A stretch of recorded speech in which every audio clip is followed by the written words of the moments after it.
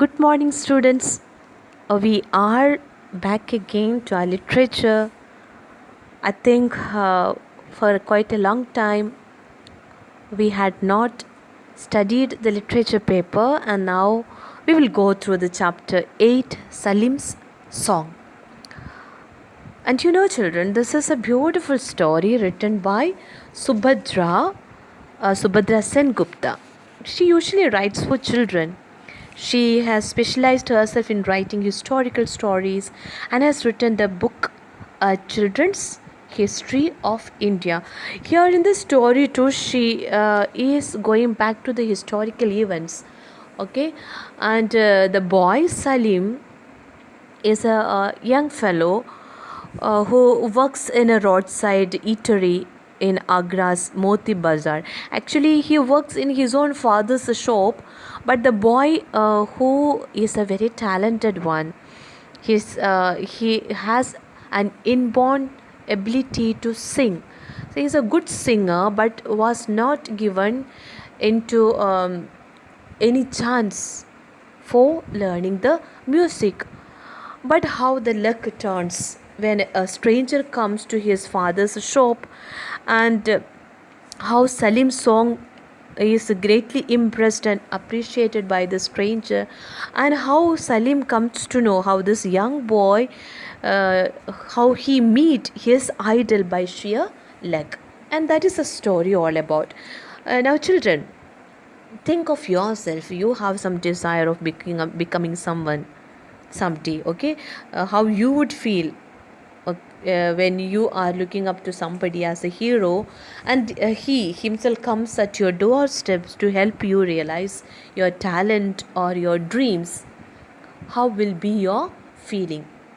So the story is all about the young boy Salim, who finds his idol himself on the doorstep, and how the stranger turns his luck.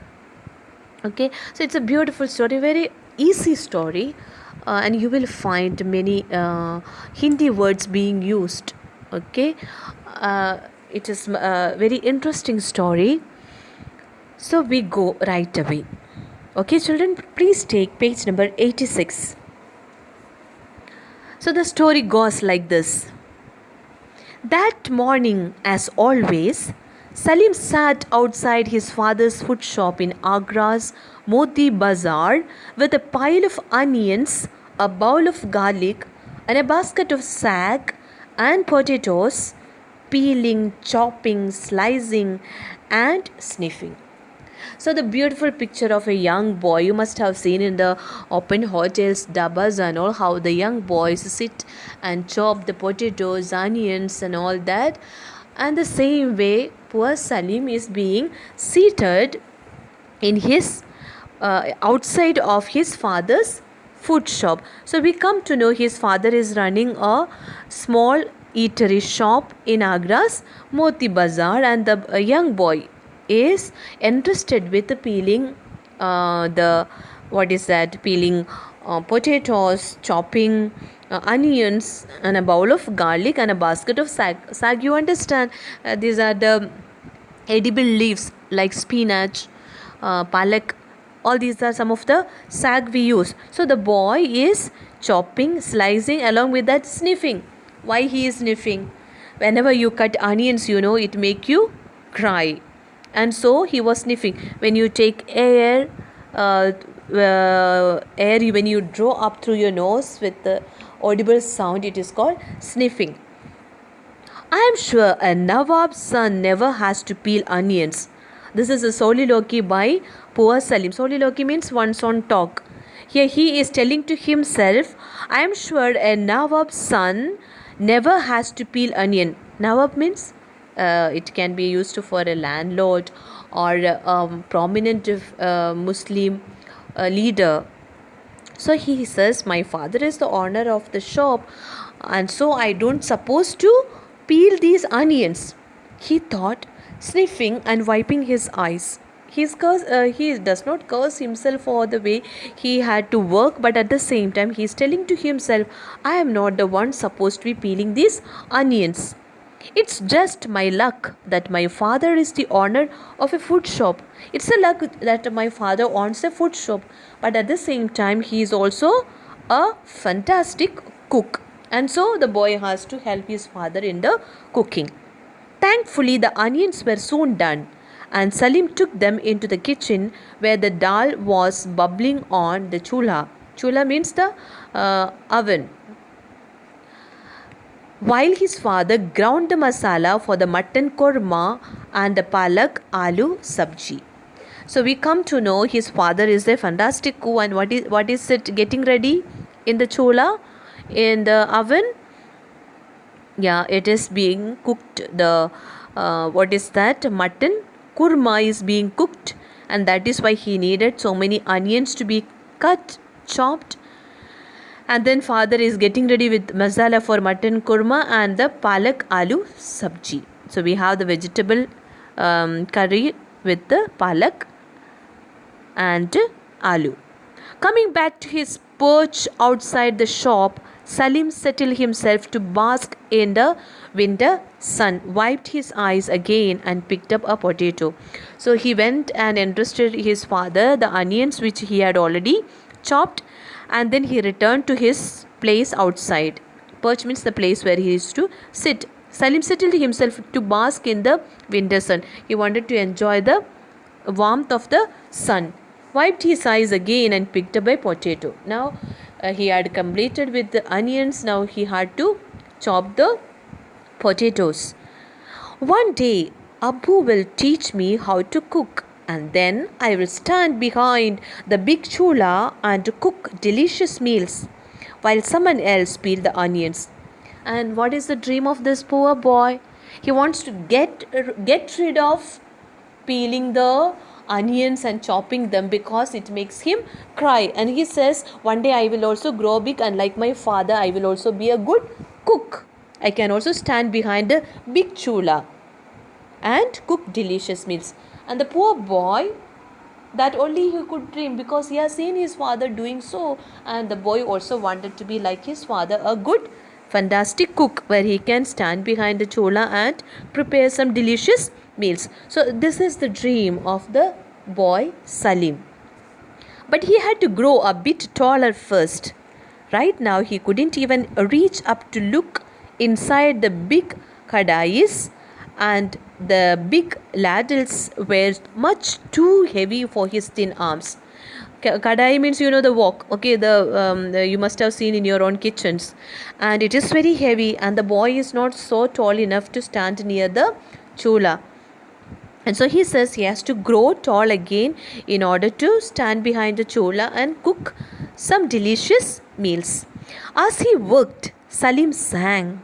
It was a singing kind of day.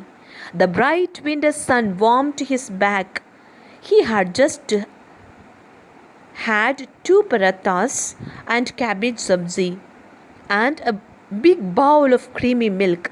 And later, once the lunch customers had gone, he could play marbles with his friends in the gully. Now the poor boy, he's a small boy. From this we come to know, because he has not grown tall to stand even near the chula. And then the boy used to be singing while he worked. That was his routine. He used to sing and do the peeling and chopping and slicing of these onions and potatoes. And on this particular day also, he was singing. It was like a kind of singing day. And it was a winter, and the sun was already bright up there, which warmed his back. He had just, so morning breakfast was over. What was his breakfast? 2 parathas and cabbage sabji and big bowl of creamy milk. So he also had milk and his parathas and curry. And later what awaits him once the lunch customers get away, means finish and go, the boy can play the marble. The marble, some gully type. Okay, so he knows he can play with his friends in the gully only when the lunch customers are gone. So Salim sang a tune he liked and as he went along, he fitted any words that came into his head to the melody. So he knows the melody, the tone, but he does not know the exact words which were sung by the people. So what he used to do, he used to put his own words and then sing the melody. He fitted any words that came to his head to the melody. Aloo gobi, kacha aloo, he thrilled. Means he voiced saying aloo gobi, kacha aloo, jo khaye wo bhalu. Okay, those who eat this aloo gobi and kacha aloo are bhalus. Very, see, beautiful. What is that? He used the rhyming words here. He stopped for breath and then raised his voice again. Pyaz matar chukundar, jo khaye wo bandar. So now pyaj, matar and chukundar means the beetroot. Okay, so all those who eat that, they are bandar. Wow, you sing well, said a deep voice. Salim turned to find a tall man standing behind him, and the words are rather interesting too.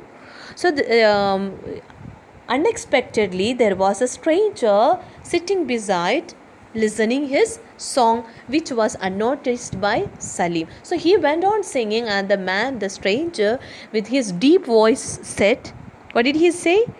Wow, you sing well. So the stranger appreciated, and he was so impressed by the beautiful singing of Salim. So he said, it is very, your singing is good, as well as the words used are also very interesting. I make them up. Salim grinned. So he was so very casual. He said, yeah, I make them up. I can see that, but did you make up the tune too? So the stranger asked him, you make up the song, but do you make the melody as well? Salim shook his head. So he's not approving what the stranger said. He said, Nahi huzur, no sir, I heard that somewhere a nice tune, isn't it? I heard that somewhere a nice tune, isn't it? And he hummed it again. So the boy was so very casual and free. So he asked him, I heard it somewhere, the tune. Don't you like? Is it not so good? And he started singing it again. Where did you hear it? There, an ustad who lives in the gully behind us. Every morning he does his music riyaz on his terrace, and he often sings thus. Salim smiled slightly. Different words, of course. So he said this song he has heard from the close by house where an ustad. Ustad means a master of the music, okay, a skilled person in music. So he says a skilled musician over there in the gully, close to behind his house. He used to be practicing music riyaz, means he used to practice his music every morning on his terrace, and this particular song he used to sing often. But he what is that? He affirmed that it was different words, of course. It's Rag Bhairavi. Who said this? It's Rag Bhairavi. The stranger said it is Rag Bhairavi. Rag Bhairavi means it is a kind of Hindustani classical music chord. Oh, Salim picked up another potato. I don't know about ragas, huzur, but I never forget a tune. So he said, I do not know about the ragas. I do not know much about the music, but one thing I'm sure, I don't forget the tune or the melody once I hear it. Then the man came and sat down at the edge of the veranda, took off his turban and kept it beside him, and he laid his fingers on his lap and then said softly, please sing for me better. So the stranger, he sat close to Salim, and he laced his fingers, means he interlocked his fingers. You might look at the picture over here, how leisurously the man is sitting in the veranda on the bench. So he sat there and said softly to Salim, please sing for me better. So he asked him to sing it once again. Softly Salim sang all the songs he had heard the ustad sing.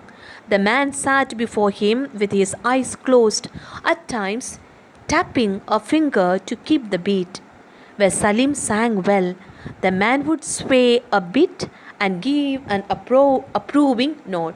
So the man enjoyed the interesting song by Salim, and Salim kept on singing without any kind of restrictions within himself, because he was a free boy. He did not know who this ustad is, who this man, the stranger is. He used to have the customers, so he considered this man also be one of the customers, and the boy went on singing, and the stranger enjoyed, each time giving an approval to his singing by nodding the head or tapping his fingers to keep the beat, the rhythm. Salim wondered who he was. Now he started thinking who the stranger is. He wore a simple wool angraka and loose pajamas, and had wrapped a shawl around him. His juttis, though made of good leather and embroidered with gold, were old. He looks like a jagirdar. Jagirdar means a landlord from a village. Salim concluded these landlords often visit Agra. So this is the description about the this stranger. He was looking like he was wearing a simple wool angraka and loose pajamas, the kurta, okay, and then pajama, and had a wrapped shawl around him. And his juta, his shoes were also made of good leather, but with the embroidered with gold, but it looked very old. So poor Salim thought he is a landlord, and in Agra there used to be these landlords visiting. Finally, Salim took a deep breath and sang his favorite tune. It always made him think of cloudy skies and the smell of wet earth after the first shower of rain. It was the song he sang when he was alone on the roof of their house flying a kite. So at the end he sang his favorite song. It is all about the cloudy skies and the smell of wet earth after the shower of a rain. So the boy sang his favorite song at the end, and the song he used to be singing while he used to play the kite on the terrace of on the roof of his house. When he stopped, the man said softly, "That is Rag Malhar." So the stranger again said, with the first one he said that is Rag Bhairavi, and now he says it is Rag Malhar. Rag Malhar is also is a classical raga associated with the torrential rain. So we have that Savan songs, and you may be aware of it. So he says that is Rag Malhar. It is the best of all. Who said this? Who said this? It is the best of all. The stranger said this Rag Malhar is the best of all ragas of Hindustani music. It is one of my favorites too. The man looked thoughtfully at him. Would you like to learn music better? And what is your name? So when Salim said that that song is his favorite too, the man asked him gently if Salim wished to learn music, and asked him his name. Salim, the boy said, my Abbu wants me to learn music too, and so we asked the Ustad, but he wants a lot of fees. And Abbu said that we can't afford it. Salim gave a philosophical shrug. So I am going to be a cook.